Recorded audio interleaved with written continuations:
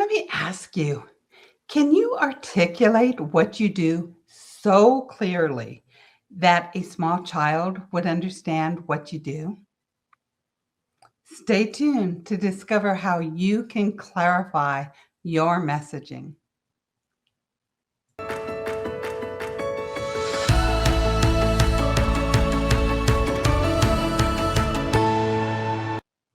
Welcome to Biz Success in 15. I'm your host, Cindy J, the Visibility Wiz, and I'm here to guide you as you step into who you are with outrageous confidence for more visibility, influence, and profits. Be sure to get your free copy of the Visibility Checklist at visibilitychecklist.com. Today, we're going to be speaking about how to identify what you want to be known for. So first of all, we're going to be talking about your target market, your niche, and your ideal client. They are not the same. A lot of people get them very intertwined. Your target market is a large group. It's like women or men is a very large group. Mothers, fathers, parents, students, baby boomers. It's huge. Okay, that is your target market. You need to know your target market because they have similarities. And this goes all with the demographics. Your target market is the demographics, their gender, their where they live, their location, maybe what type of work they do, maybe how much money they earn, maybe if they're a parent or a grandparent or childless and want to have a child, right? There's tons of things like this, but it's a large group. For instance, if you've ever gone fishing, my husband, he is an avid fisherman. And so he goes to a lake and there's bass in the lake, there's trout in the lake, there's crappie in the lake, there's catfish in the lake. But he loves to fish for bass. And so he has a specific strategy and technique that's going to attract the bass. I'm not saying he never catches any other type of fish. Sometimes he does. But what he is using is specifically to attract the bass out of that lake. So your target market is the lake. And as I said, my husband, he likes fishing for bass. That is your ideal client. The bass is your ideal client. And it could even be partially your niche. So let's talk about your niche. Your niche is simply what it is you help people solve. It's the problem. It's the topic. It's the topic about everything that you do. So with me, my niche is business coaching. It's more, and really, if you narrow it down even more, it's how to get visibility and influence others to take action. That is my niche. That's what I help people do. Because whenever you know how to be visible and you have the right message in front of your ideal clients and you know how to influence them to take action, you're going to get profits. And I'm not talking about manipulating anybody or talking anybody into working with you that doesn't want to work with you. I'm talking about influencing them, empowering them to take the right actions. Okay, so your target market's the big lake. It's very broad. Your niche is very specific. It's the topic of what you help people do. Do you help them find their soulmate? Do you help them lose weight? Do you help them get a healthy gut? Do you help them parent their children successfully? Do you help them parent toddlers, or do you help them parent teens? Totally different topics, totally different niches. When I first became a coach back in 2008, I chose divorce coaching for women. And I thought that was I thought that was a good niche. However, I soon learned that I had three niches inside of there because a woman thinking about divorce and a woman going through a divorce and a woman already divorced and trying to move further spoke different languages. And that's why your niche is so important, because you want your niche, they talk the same language. So what are their dreams? What are their goals? What are their aspirations? I'm got ahead of myself here. I'm sorry. So with the niche, it's the main topic of your conversation, the main topic of what you teach. Your ideal client avatar is very personal. Your ideal client avatar simply tells you the very psychological demographics of your ideal client. What's their sense of humor? What's their personality? What are their strengths? What are their weaknesses? What are their hobbies? What do they like to do? Are they spiritual? Are they religious? If they're religious, what religion are they? Okay, so it gets very deep into their personality. Just like if you are trying to find your soulmate, you wouldn't say every man or every woman out there is a perfect mate for you. You have very specific personal characteristics that you want. Maybe you want them to be tall, slender, athletic, intelligent, funny, romantic, right? There's all these different characteristics that you're looking for. And it's the same with your ideal client avatar. You need to know what their personality's like. Whenever you know their personality, you know their pain points, and you know their dreams and hopes, that is your ideal client avatar. And it's important to know these three things before you get clear on what it is you want to be known for. Okay. So you want to distill your core message and your personal brand essence into a concise and impactful phrase. So this is going to reflect on your expertise, your personal values, your characteristics, your unique qualities. Okay. This is everything. What do you want people to associate with you? Do you want people to think, oh, you're calm, quiet, and cool and collect? Do you want people to think that you're funny? Do you want people to think that you're perfect? Please don't want people to think that you're perfect. Do you want people to, what do you want people to know about you? And you don't have to share your dirty secrets and everything about your life online, but you do want to know who you are. What are your what are your personal core beliefs and values, and what are your business core beliefs and values? So you get all of this and you marry it with your ideal client's needs, interests, and aspirations. Now you can start thinking about what it is you want to be known for. I'm known as the visibility whiz. It's very clear, and you right away know how I help people. I help them be visible, right? It's very clear and precise. My first mentor was the Millionaire Marketing Mentor. There's also the Course Creation guy. There's the Money Freedom guy. There's the guy that knows a guy. There's America's Inner Peace Coach, right? So you have all these different little things that just by me saying what they do, what they're known for, you have an idea about how they help people and what they do. And this helps set you apart from the crowd. It helps set you apart from everybody else that is saying they're a health coach or a relationship coach or a business coach. You want to carve out your little niche of what it is that you want to help people with. I do visibility because some of the things people do in visibility drive me crazy. And I really want to help people see that there's a better way. For instance, you've probably seen, like, you're on Facebook or something, and they have these little pictures of like little positive things like be more awesome, right? And they're hiding from something. So I see people constantly playing the hide and seek game. Yes, I want to be seen. No, I don't. I don't want people to see my flaws. I don't want people to see my quirks. I don't want people to know that I'm vulnerable. I don't want people to see me cry. Don't want people to see me today because I'm having a bad hair day. I don't want people to see me for whatever reason. And this is all has to do with visibility. And that's what I love helping people overcome.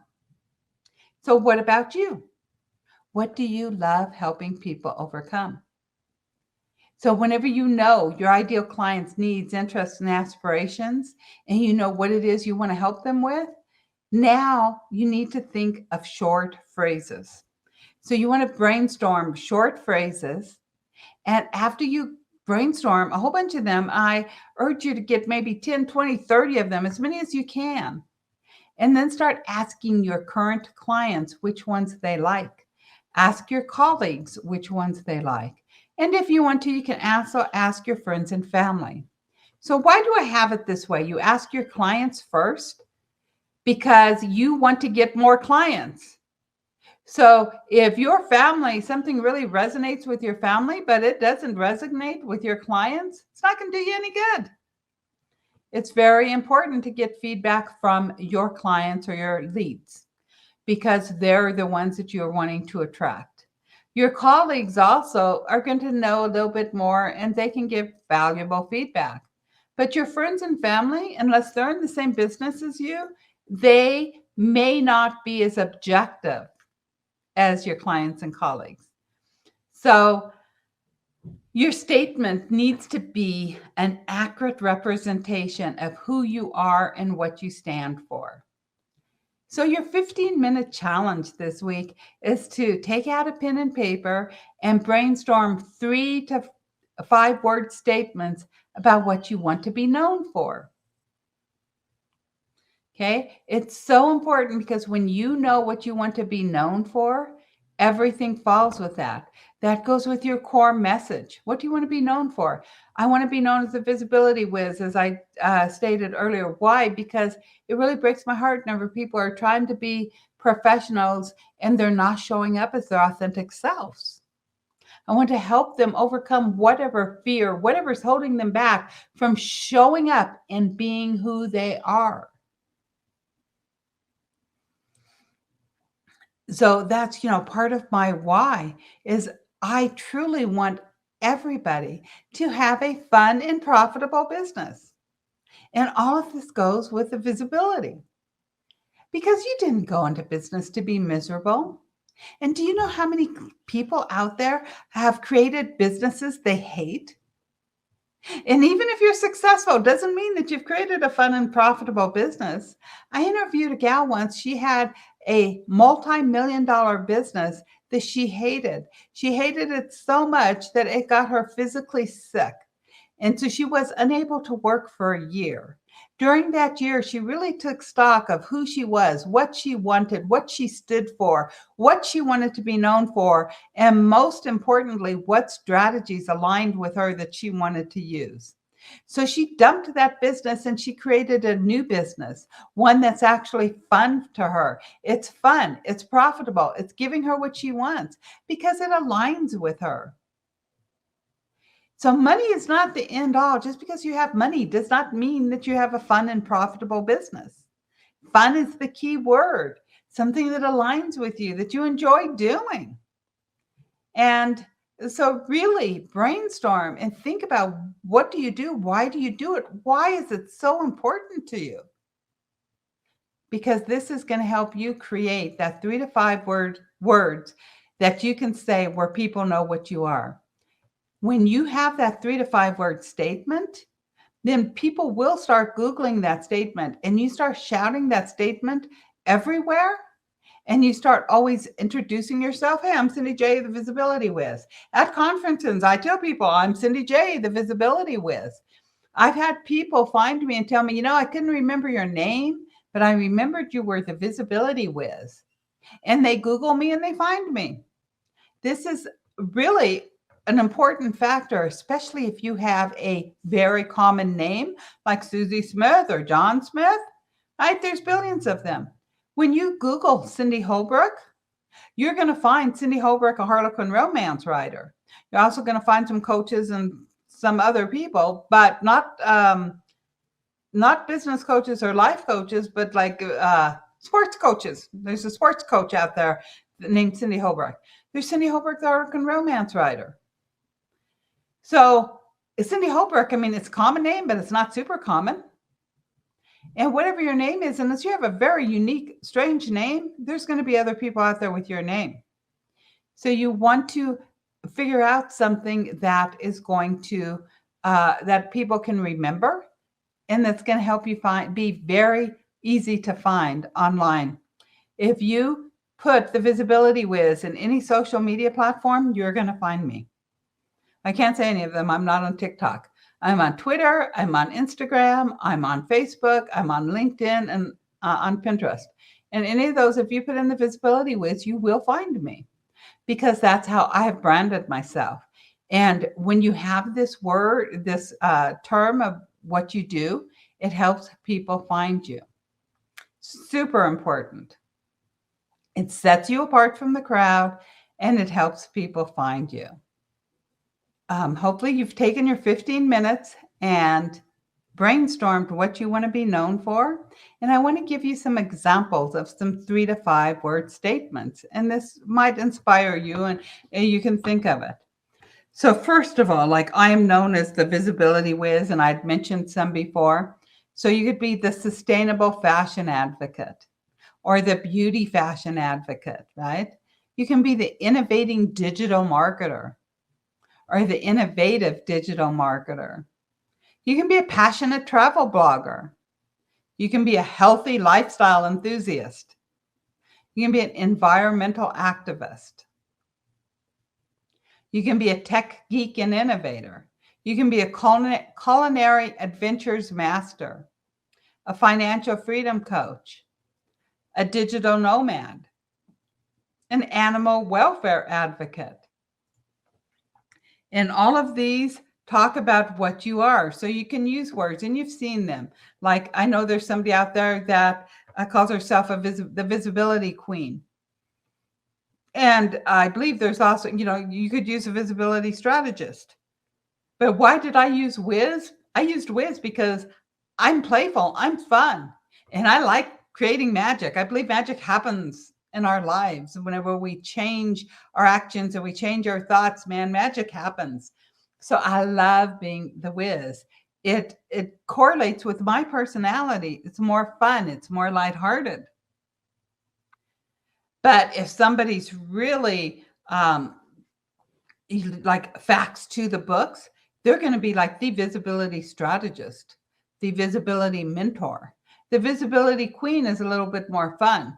So whenever you're thinking of these words, what relates to your personality?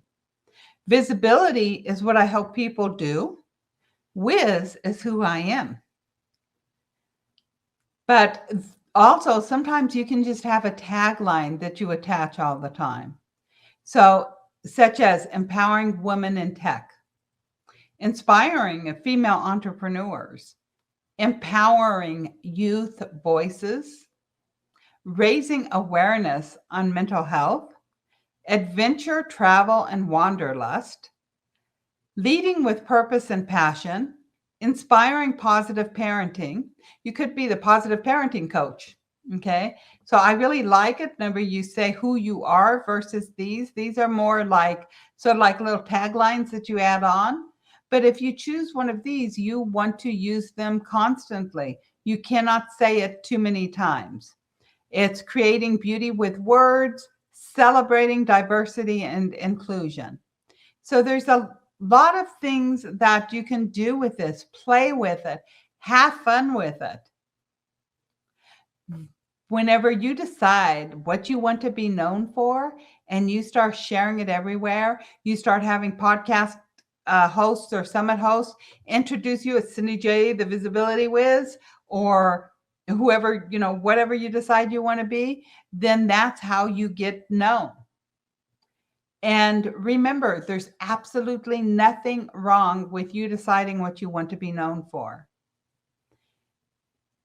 If I ask you who was the greatest, who comes to your mind? For most people, it's Muhammad Ali. Now, who said Muhammad was the greatest? He did. At every time he would do an interview, he would say, I am the greatest. I am the greatest. I am the greatest. He said that so much that we got to know Muhammad Ali as the greatest. And he was not the greatest boxer of all time. He's a great boxer, but he is not really the best. But he is the greatest because that's how he branded himself. So know what you want to be known for is a part of your branding. And whenever you choose what you want to be known for and you add it to your branding, that's going to make you stand out from the crowd. So if I sit there and if you sit there and you think of all the visibility coaches, and believe me, there's a lot of visibility coaches out there. I stand out because I'm the visibility whiz. The visibility queen stands out because she's a visibility queen. But if I'm a business coach and I show you how to get more visibility, it's boring and it doesn't make you stand out. If you're the gut healer, that makes you stand out. But if you're a health coach, that doesn't make you stand out. So really, again, for your statement, it needs to reflect the problem that you solve, and it needs to reflect your personality, because this is going to make you memorable. It's going to make you stand out from the crowd. So be sure to tune in next week for another episode of Biz Success in 15. And our topic's going to be paid advertising, yay or nay. So you're going to be learning questions to ask yourself on whether you should be utilizing paid advertising or not. And starting today, I urge you to step into who you are with outrageous confidence for more visibility, influence, and profits. Be sure to head over to visibilitychecklist.com and download your free copy of the Visibility Checklist today. You'll be glad you did. Big hugs. See you later.